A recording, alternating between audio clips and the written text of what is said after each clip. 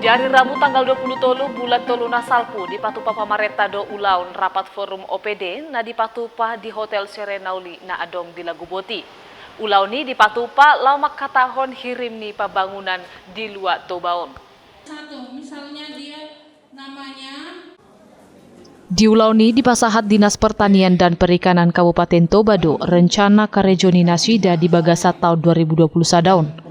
Marhite hatorangan pelaksana tugas Kepala Dinas Pertanian dan Perikanan Amang Jerry Silain di tahun 2020 sadaun di Tagam Nasida do Boy Pasau Toba gabe lubung ni Sipanganon. Marhite pangurupion na di Pasahat Pamarenta tu saluhut akka horong pangula na adong di luar ni Toba.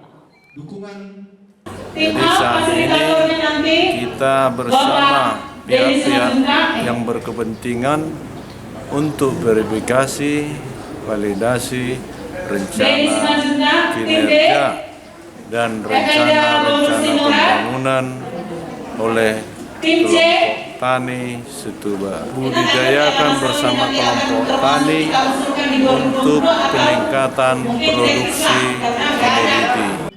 Dung sidung rapat forum OPD-on pasahaton ni Dinas Pertanian dan Perikanan marencana karejona tu Kementerian asa di Pareso.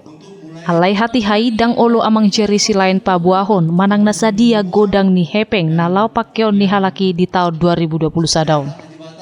Sian Kabupaten Toba, Tim Toba TV, Mabari tahun.